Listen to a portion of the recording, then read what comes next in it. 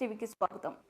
చిత్తూరు ఉమ్మడి జిల్లా అయిన తిరుపతిలోని ఓ సినిమా థియేటర్లో ఓ విద్యార్థి మరో విద్యార్థిపై శనివారం కత్తితో దాడికి పాల్పడ్డాడు. సుళ్లూరుపేటకు చెందిన కావ్య లోకేష్ ఓ ప్రైవేటు విద్యా సంస్థలో చదువుతున్నారు. వీరు ఇరువురు తిరుపతిలో ఓ సినిమా థియేటర్లో మార్నింగ్ షో సినిమాకు వచ్చారు.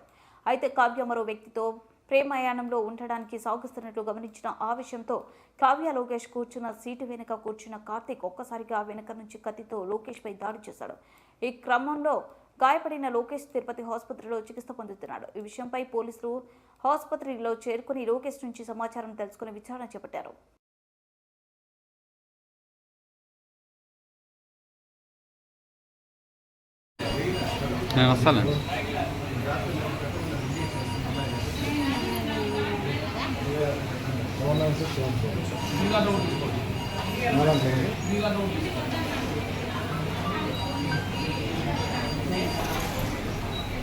మీతో క్లారిటీ వస్తాను ఆధార్ కార్డు ఫోటో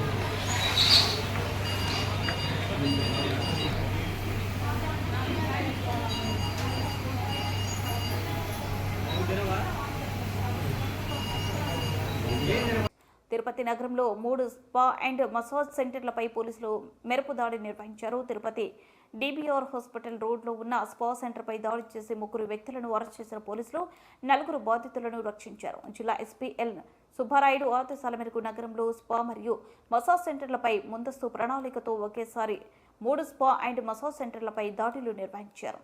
తిరుపతి ఒక పవిత్రమైన ఆధ్యాత్మిక పుణ్యక్షేత్రం. ఇక్కడ ఎలాంటి అసాంఘిక కార్యకలాపాలను సహించేది లేదని ఎస్పీ సుబ్బారాయుడు హెచ్చరించారు. తిరుపతి ప్రతిష్టతకు భంగం కలిగిస్తే ఎంతటి వారిపైనైనా చట్ట ప్రకారం చర్యలు తీసుకుంటామని తెలిపారు.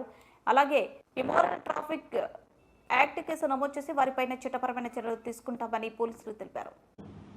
తిరుపతి నగరంలో రాబడిన ఖచ్చితమైన సమాచారం మేరకు కొన్ని మసాజ్ సెంటర్లలో కొంత స్పా సెంటర్లలో వ్యభిచారం జరిపిస్తున్నారు అనే ఖచ్చితమైన సమాచారం మేరకు తిరుపతి పట్టణంలో east inspector, Alipiri inspector, university CI వారి ఆధ్వర్యంలో టీమ్స్గా ఫామ్ చేసి వాళ్లకు సర్చ్ వారెంట్ ఇష్యూ చేయడం జరిగింది. దాని మీద తిరుపతి నగరంలో నడుస్తున్న స్పా సెంటర్లపైన దాడి చేయడం జరిగింది.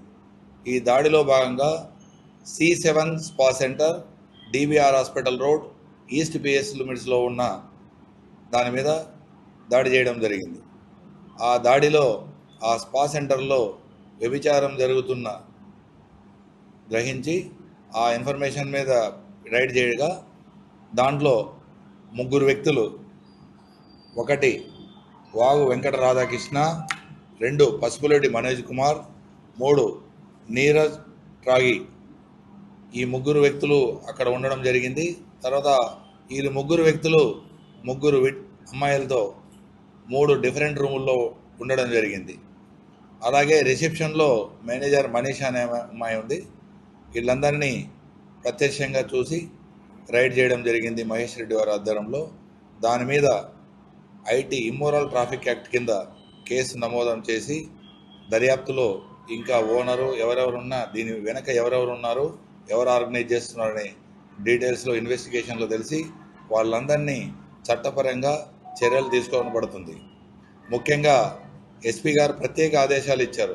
తిరుపతిని పవిత్ర నగరంగా, ఆధ్యాత్మిక నగరము, ఎలాంటి ఆటంకం కలగకుండా ఇలాంటి సంఘ విద్రోహ కార్యకలాపాలు కానీ, ఇలాంటి రౌడీ చర్యలు కానీ ఏవి జరగకుండా నగరం ప్రశాంతంగా ఆధ్యాత్మిక నగరంగా ఉండాలని, సేఫ్ సిటీ, సెక్యూర్ సిటీగా ఉండాలని ప్రత్యేకంగా మాకు సూచనలు చేయడం జరిగింది.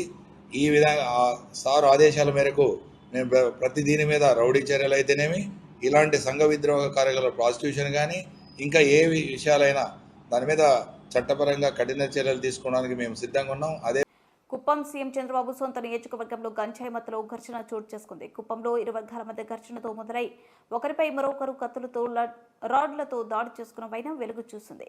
దాడిలో తీవ్రంగా గాయపడిన కుప్పం మాజీ జెడ్పీటీసీ రాజ్ కుమార్ తమ్ముడు వినయ్. ఈ ఘర్షణలో న్యాయవాది కుమారుడు, రాజకీయ నాయకులు కుమారులు ఉన్నట్లు తెలుస్తుంది. ప్రస్తుతం వినయ్ పరిస్థితి విషమంగా ఉండడంతో కుప్పం ఆసుపత్రికి తరలించారు. సీఎం చంద్రబాబు సొంత నియోజకవర్గంలో ఇలాంటి ఘర్షణలు జరగడంతో స్థానిక ప్రజలు భయాందోళనకు గురవుతున్నారు.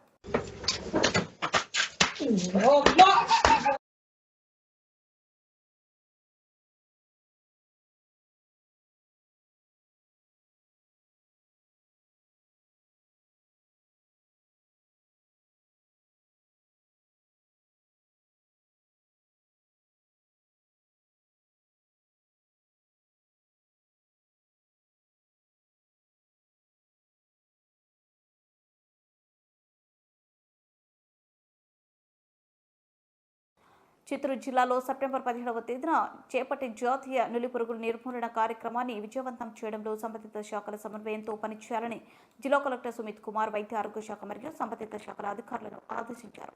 ఈ సందర్భంగా జిల్లా కలెక్టర్ టెలికాన్ఫరెన్స్ ద్వారా నులిపురుగుల దినోత్సవంకు సంబంధించి శాఖల అధికారులతో కలెక్టర్ మాట్లాడుతూ సెప్టెంబర్ 17న జాతీయ నులిపురుగుల నిర్మూలన కార్యక్రమంలో భాగంగా 19 సంవత్సరాలలోపు ఉన్న పిల్లలందరికీ తప్పనిసరిగా ఆల్బాండజల్ మాత్రలు వేసేలా వైద్య ఆరోగ్య శాఖ, విద్యాశాఖ, ఐసిడిఎస్ సంబంధిత శాఖలతో సమన్వయంతో పనిచేయాలన్నారు. జాతీయ నులిపురుగుల నిర్మూలన కార్యక్రమం రోజున ఏదైనా కారణం చేత డీవార్నింగ్ చేయబడిన పిల్లలకు మరలా సెప్టెంబర్ 25న మాపాప్ రోజున ఆల్బాండజల్ మాత్రను చప్పరించి మింగేలా చర్యలు తీసుకోవాలని వైద్యశాఖ అధికారులను ఆదేశించారు. చేతులు శుభ్రంగా ఉంచుకోవడం, శౌచాలయానికి వెళ్లి వచ్చాక చేతులను శుభ్రంగా కడుక్కోవడం ద్వారా పరిశుభ్రతను పాటించడం ద్వారా నులిపురుగులు బారిన పడకుండా నివారించవచ్చని తెలిపారు.